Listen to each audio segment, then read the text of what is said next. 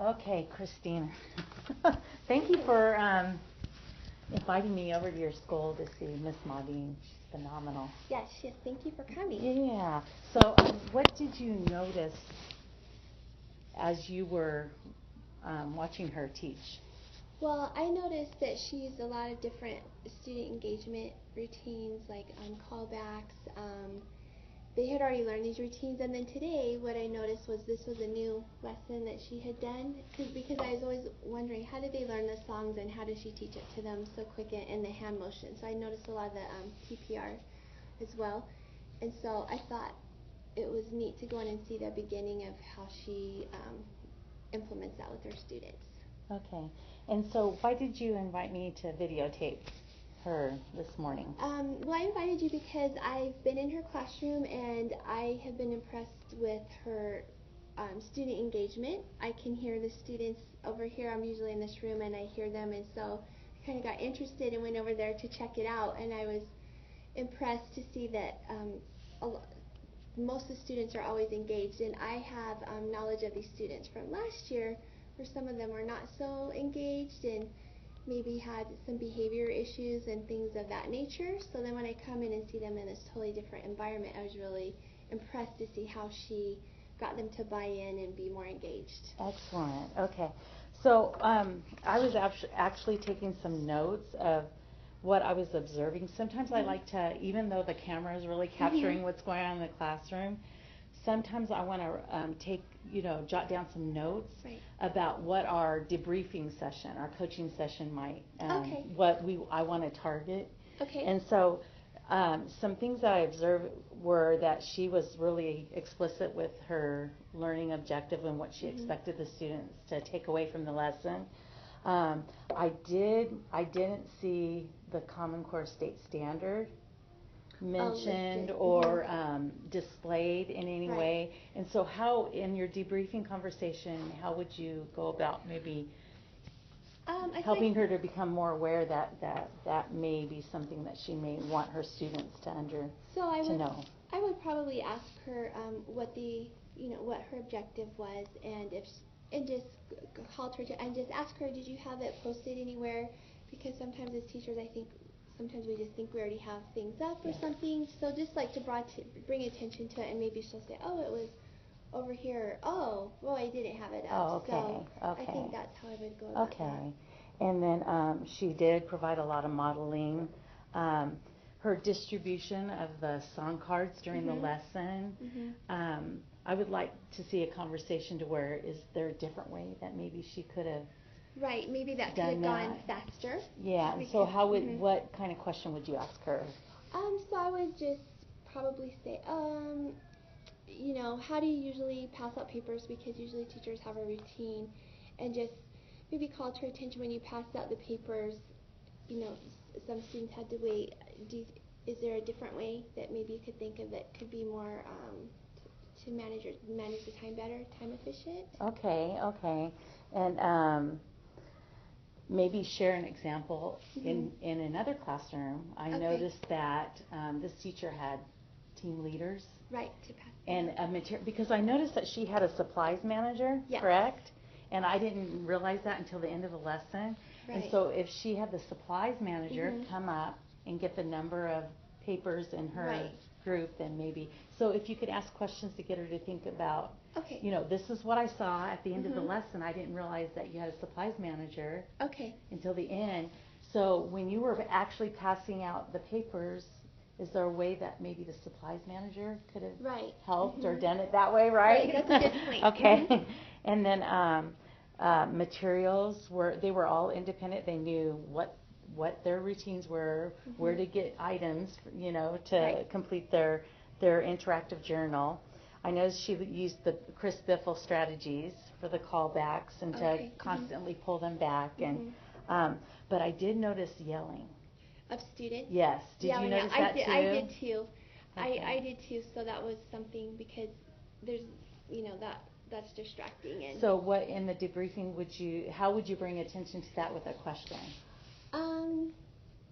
So I would probably just ask her about, talk about that. I noticed she uses this strategy with the callbacks and how she thinks that's going for her, and does she ever have any concerns or Does the voice level the maybe voice level. concern you, or Right. Mm-hmm. or does she Or just certain ignore students, it, or right, well, or, and some of the students that were yelling, just because I know them, I have prior knowledge of them.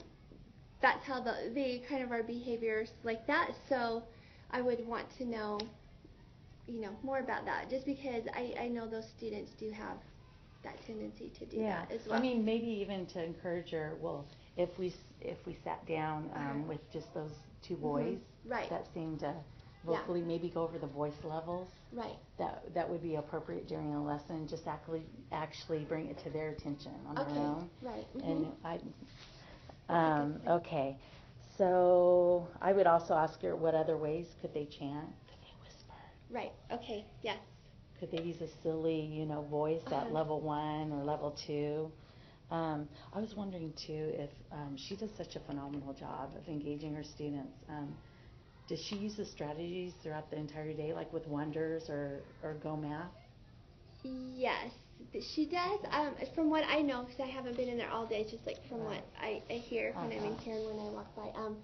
In math, she does, but not as much like constant. Like this was like a constant, and I think this was because this is their boot camp that she's doing. Okay. So I think for this period, she's like really, really focusing on the TPR and the callbacks. She does use them throughout the day, but not as many and all day long. Okay. And then just some things I noticed on my part into coaching you with this process is I want to model calibration. When she turned her back, she had, this face is here. Yeah. If she brings up right here, there's this little thing that can be moved up. Okay, so I could wear this a different way. Oh, okay. So I'm going to move this up like this, and so it's closer to my neck and make it smaller. Okay. So then it won't turn. So then, I think she'll be more cognizant of it, but when her back turns away, the camera won't follow her, and may have a glitch in it that won't follow her. So just to have her be mindful of, you just pay attention to the camera. If you notice that it's turned away from you, you may want to just calibrate it and go in front of it again. Let me see. So pull the mic up. Maybe introduce the kids to the camera person or the person that's doing the thing. But these are things that I'm trying to perfect in my own implementation of the Swivl camera so the kids won't look at it as such a novelty and want to be on camera. I noticed several students doing that. Yeah. And then I noticed one-on-one monitoring. Did you notice anything in the back of when she was visiting the students one by one, looking at her work, did you notice anything? Well, I noticed the one boy more in front of us had his hand up for a long time. And she didn't notice, and I was thinking, I wonder why she's not looking at boy, because I think she was so focused on, I'm going to look at all of this table first, and then all of this table, so she wasn't. Right. So that would be like, just constantly, like while you're doing that, kind of scan. Yeah, and maybe it's almost like the must do, may do. Right. If she can give a direction to those kids who have it. Right. Well, why don't you generate some more of your own sentences like that? Can you use the word and, or so or for in other sentences? So give them the opportunity to generate their own sentences using the same conjunction word and or so or but. I was thinking maybe they could like partner check each other too. I didn't think about that because I was thinking, when they get done, you could partner check to make sure. Yeah. So these things you can bring up during the debriefing session with her, and then But do you find value in this process, the camera process? I think for sure, and I think the teachers will really find value in it too, because so many times as teaching we don't get to reflect and see what we did, and then it's uncomfortable, but at least we can see, you can just see little tweaks that you can make to make it even more effective. Yeah, and what's really neat, we didn't even have to be there, did we? No, we didn't. I mean, outside of, we didn't, it eventually would pick up her movements again, but we didn't even need to be there. Right. No, we didn't. And I think the great thing about this whole thing is teachers can't all get subs a lot, and there's not budgets to get subs. So Yes. this is a great way for, like, you're visiting a classroom and seeing what other teachers do without actually physically being there, but you're getting the same experience. Excellent. So if you have any other questions about this process or the lesson, or what to say during the coaching process, no, I the would just like to say debriefing. I appreciate you pointing out to me that, but when we go in, not just to videotape and be done with it, because that it's not going to be as effective, but to have the teacher view the video tape and then do some coaching afterwards. So I appreciate that you pointed that out to me as well, because that's an important piece that needs to go along with it. This is Christine Schmidt. I'm Lori McConnell. We're PD specialists. Yay!